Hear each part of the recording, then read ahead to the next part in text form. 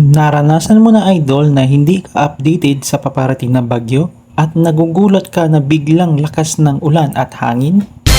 Alam mo ba idol, may bagong features ngayon na pwedeng gamitin para mamonitor ang bagyo ngayon. Lalo na may palapit ng bagyo dito sa Pilipinas. Gamit lang ating cellphone. Kaya sa video na ito, ituturo ko sa inyo kung paanong gamitin ang feature na yan para maging handa at ligtas tayo.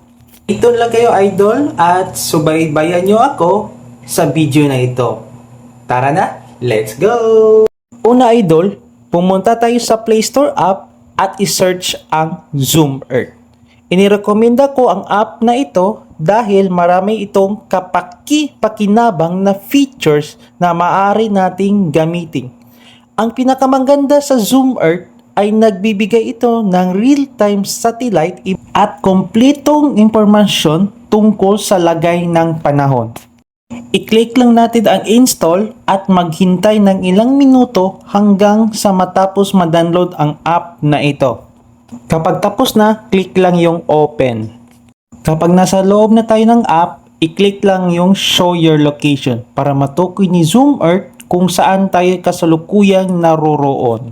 Nasa satellite feature na tayo kung saan makikita natin ang storm, clouds at fog sa real time. Kaya updated agad ang galaw ng panahon.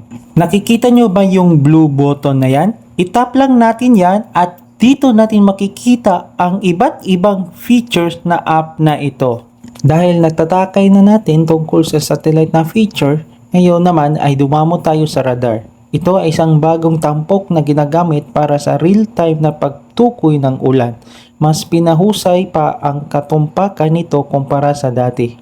Sa precipitation naman, makikita natin ang galaw ng ulan, niebe at mga ulap kung saan ipinakita nito ang direksyon at lakas ng mga ito sa real time.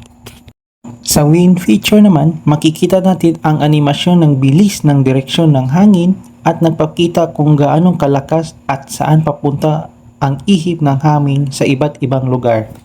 Sa temperature naman, ipinakita nito ang mapa ng temperatura ng hangin pati rin ang feels like o apparent temperature kung gaano kainit o kalamig ang tunay na naramdaman ng katawan. Ang humidity at dew point, nagpakita ito ang impormasyon tungkol sa halumigmig ng hangin at antas ng dew point na tumutulong upang malaman kung gaanong kabasa o katayo ng paligid. At ang panghuli, atmospheric pressure. Ipakita dito ang impormasyon tungkol sa presyo ng hangin na mahalaga sa pagtukoy ng lagay ng panahon at paggalaw ng mga bagyo o sistema ng hangin. At ayan mga idol, iyan lang muna ang feature ng app na ito. Ang susunod na hakbang, i-click lang natin ang play button para makita ang galaw ng bagyo sa real time. Kung mapapansin ninyo, may mga linyang nagpakita kung saan dadaan ang bagyo. I-click lang ninyo iyon para malaman kung anong araw at oras tatama o dadaan ang bagyo sa inyong lokasyon. Kapag alam na natin kung kailan darating ang bagyo, dapat lagi tayong handa sa anumang sakuna. Ihanda ang lahat ng mga safety gear, first aid kit, emergency light, radyo, at mga pagkain para sa kaligtasan ng buong pamilya. At dito na nagtatapos ang aking video mga idol. Sana may natutunan kayo.